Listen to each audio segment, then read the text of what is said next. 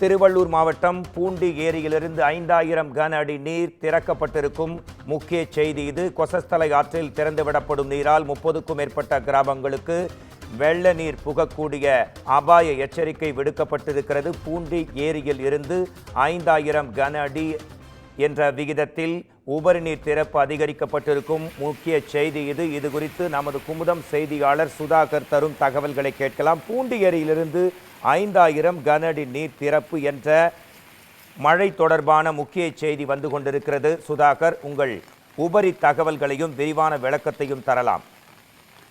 வணக்கம் மோகன்ராஜ். வங்கக்கடலில் நிலை கொண்டுள்ள காற்றழுத்த தாழ்வு மண்டலம் காரணமாக தமிழகத்தில் பல்வேறு மாவட்டங்களில் மழை கனமழையானது பெய்து வருகிறது. குறிப்பாக திருவள்ளூர் மாவட்டத்தில் கடந்த 2 நாட்களாக கனமழையானது விட்டு விட்டு பெய்து வருகிறது. தொடர்ந்து பெய்து வரும் கனமழையின் காரணமாக சென்னைக்கு குடிநீர் வழங்கும் முக்கிய நீர்நிலைகள் நிரம்பி வருகிறது.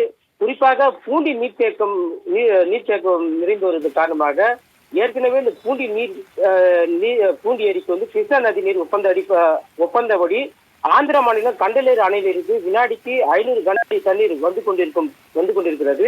இந்த நிலையில் தற்போது பெய்து வரும் மழையால் பூண்டி ஏரிக்கு நீர்வரத்து என்பது அதிகரித்துள்ளது.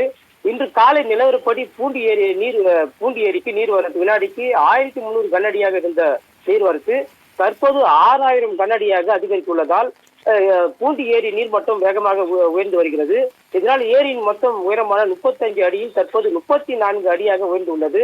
அதாவது மொத்த கொள்ளளவான 3231 மில்லியன் கன அடியில் தற்போது 2900 மில்லியன் கன அடியாக நிரம்பி இருக்கிறது. திருவள்ளூர் மாவட்டத்தில் தொடர்ந்து பெய்து வரும் கனமழையின் காரணமாக பூண்டி ஏரிக்கு வரும் நீரின் அளவு மேலும் அதிகரிக்கும் என்று எதிர்பார்க்கப்படுகிறது.